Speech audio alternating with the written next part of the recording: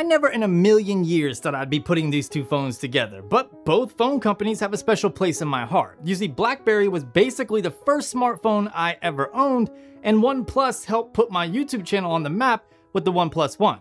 And of course my caliente video quality. And I'm sure some of you guys might be thinking that this entire video concept is silly based off specs alone, but I'm not here to get specsy. Instead, we're gonna look at this from a practical standpoint and everyday use. But before we do that, we have to do two things. Number one, roll the sponsor.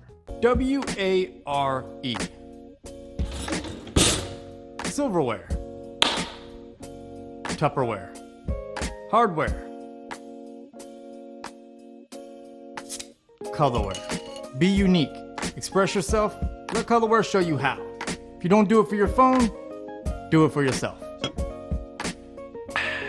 Number two, I want you guys to stop, go down below, leave a comment. Let me know which phone would you use on a daily basis. Then, I want you to follow me on Instagram.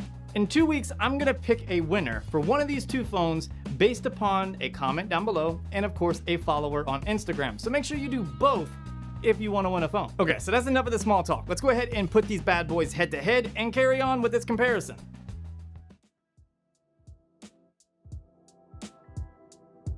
Both of these phones can be picked up from their manufacturer websites unlocked, or you can get them from specific retail stores such as Best Buy for the Key2. And speaking of the Key2, it actually received a price jump from the Key1 and comes in at $649. The OnePlus 6 also received a price bump from the OnePlus 5T, and it starts at $529 and goes all the way up to $629 here in the US. The OnePlus 6 comes in several shades of color, including mirror black, midnight black, red, and silk white, which is my personal favorite. There's even a Marvel Avengers model floating around in the wild, just not here in the United States, unfortunately. However, hardware options for the OnePlus 6 are pretty straightforward. For $529, you get 6 gigs of RAM and 64 gigs of storage. For $50 more, you can get 8 gigs of RAM and double your storage at 128 gigabytes. And finally, for $629, you get even more storage at a whopping 256 gigabytes. Honestly, OnePlus has some of the most aggressive storage options on any smartphone. Paying only $50 to double your storage is cheap in the current market, and I think a lot of people tend to overlook this. It's also important to add that all of the models come equipped with the Snapdragon 845. The Key2 only comes in 2 color shades, including silver and black. It also only has 2 hardware options, which comes down to 64 or 128 gigs of internal storage, but this is expandable since the Key2 does have a micro SD card slot, which the OnePlus 6 does not. The Key2 definitely has some underwhelming specs with the Snapdragon 660, but at least it's got 6 gigs of RAM, but there is a reasoning to this madness, and that's battery life. You see, Blackberry has always been notorious for having all-day battery life, and with the 660, they can just guarantee you that. Your phone's gonna last you all day.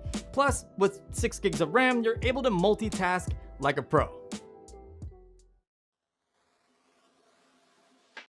In everyday use, both phones have that premium feel you would expect from a 2018 phone.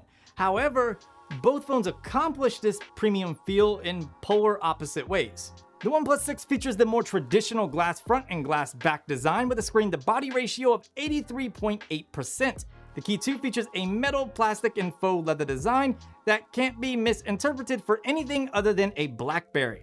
The OnePlus 6 has a more rounded structure, making single-handed use easier than the Key2, especially given that the Key2 uses a physical keyboard and boxier design. This isn't to say one-handed usability is impossible with the Key2, since you can still type on the screen, although this is a bit too awkward for my personal preference.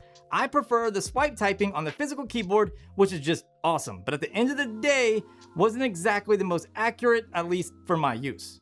While the OnePlus 6 is an overall larger and heavier device, the Key2 is slightly thicker and much more grippier thanks to that faux leather on the backside. Oh, and if you thought the Key2 is better at not showing fingerprints, well, you're kinda right. I mean, the OnePlus 6, due to its glass nature, of course, gets pretty nasty looking after a day's use, but the Key2 kinda surprised me by being almost as bad at being a fingerprint magnet on its leather-like backside.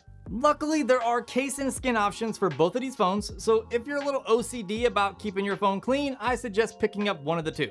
When it comes to durability, I think the Key2 has the edge here, minus the missing water resistance that's found on the OnePlus 6. In my experience, the less glass there is on a phone, the less there is to scratch, crack, shatter, and break. I know this isn't always the case, but it's sort of simple science. But if I'm being honest, I haven't had the luxury of dropping either of these devices, and I'm hoping to keep it that way, knock on wood.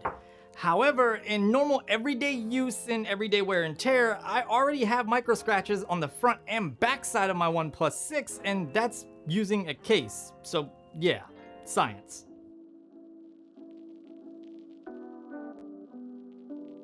This is where things get really interesting because both phones are good for everyday use depending on your use because they accomplish great things in different aspects. Am I right? Right, he agrees. You'll understand what I mean here in 1 minute. The Oneplus 6 is the all-rounder between these two. It has a great 19:9 1080p OLED display with excellent color accuracy and brightness, whereas the Key2 uses a 4:3 1080p LCD that has a decent looking picture, but the brightness is pretty awful. The speaker found on the Oneplus 6, while may not be the best on the market, is night and day better than the Key2. The fingerprint scanner located on the back side is lightning fast. However, it's definitely not as convenient or tactile as the one found on the Key2, which rests in the spacebar, an absolute brilliant approach. The Oneplus 6 has a notorious alert slider, which should be an industry standard on all devices, I personally feel. Consuming content is a joy, and while it's passable on the Key2, I definitely do not recommend watching movies on the smaller 4:3 display, even if it's 1080p resolution. This also goes for gaming. While it can be done on the Key2, at least most titles that is, due to the lower end processor, it's still a very awkward experience to say the least. The Oneplus 6 has no issue with gaming no matter the titles thanks to the big beautiful display and up-to-date chipset. Software-wise, both phones are running a stock-like experience, but personally I'm not a fan of the Blackberry launcher, and Oxygen OS, while completely fine, is just not as good as Nova in my personal opinion. So once I installed Nova on both devices, the experience was very similar, including everyday real-world performance. But if you snap a lot of pictures and the camera is really important to you, then well, just steer clear of the Key2. The images from the rear cameras are passable at the very most, but just look awful compared to the Oneplus 6. I appreciate Blackberry tossing in portrait mode, but again, it's nowhere near as good, and I just can't recommend this phone to someone who thrives off cell phone photography, period. For video, the Oneplus 6 shoots BT 2020 or HDR 4K video up to 60 frames per second, which looks beautiful.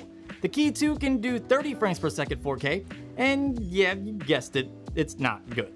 To add salt to the wound, the Oneplus 6 can do slow motion video at 1080p up to 240 frames per second and 720p up to 480 frames per second. And while it might not look the greatest, it's obviously better than the Key2. Switching things over to the good old selfie shooter, the Key2 just gets even worse. In fact, some of the images I took with the Key2 look like pictures that came off a phone from 6 years ago, and that's bad. The Oneplus 6 packs a front-facing portrait mode, and while not being the best at times, smokes even the best shot from the Key2. Okay, so if you stuck with me this far, then you might be thinking, what the hell is the point of this video when it looks like a landslide victory for the Oneplus 6? And I'm not gonna argue with you, but there are some things that the Key2 gets right, and just way better than the Oneplus 6 and any other smartphone on the market currently. And these things have to do with security, privacy, reliability, and multitasking. They might be geared at the business type person, but these 4 things are gonna make a huge impact on your purchasing decision. The Key2 runs Android 8.1 just like the Oneplus 6, however it features BlackBerry's infamous DTEC security and disk encryption, which locks your phone down like Fort Knox. It's also unrootable, features kernel hardening, secure boot, and rollback protection. If that wasn't enough, there's also a locker for storing things you don't want seen by anyone who may be using your phone. Plus, Privacy Shade is great if you're trying to protect your screen from being read by wandering eyes. For multitasking, the Key2 takes full advantage of the 6 gigs of RAM by allowing for custom key settings to any of the letters on the physical keyboard, just like the Key1. Where the Key2 takes it to the next level is by the new addition of the Speed Key, which allows you to simply bounce back and forth between apps without ever having to go back to the home screen. If you combine that with the Convenience Key located on the right side, then the Key2 just gave a middle finger to the Oneplus 6 when it comes to getting things done efficiently and effectively. Both of these phones will easily get you through a full day on a single charge. Of course, it's gonna come down to your use and just several other factors. And actually, I've had enough juice left over from the Key2 to almost clear a second day, and the same thing with the Oneplus 6. Again, it's gonna come down to what you do with your phone, carrier support, and all that good stuff. The Oneplus 6 uses dash charging, which is night and day faster than Quick Charge 3.0, which is found on the Key2. But as I said, when it comes to battery life in general, neither of these phones will disappoint. So I'm just gonna put it out there, that was a whole lot of words. I just wanna know, what phone should I buy? Well, it's hard for me to recommend the Key2 over the Oneplus 6 when the Key2 is a very niche phone, and unless you fall into a very specific category, I can't recommend a phone that is already outperformed, outclassed, and outdated versus cheaper alternatives. Well guys, that's it for this video. I appreciate you guys for watching, and if you have any questions, you can also leave those down below in a comment, but your better choice is just hit me up on social, as I will respond faster if you do that. If you guys enjoyed this video, you know what to do. Smack that thumbs up button. Don't forget about the Instagram giveaway. Make sure you do what I told you to do if you want to win one of the things that I told you that you could win. If you're new here, stick around by subscribing. Make sure you click that bell icon so you can be alerted when new hotness drops. And of course, I'll talk to you guys in the next video.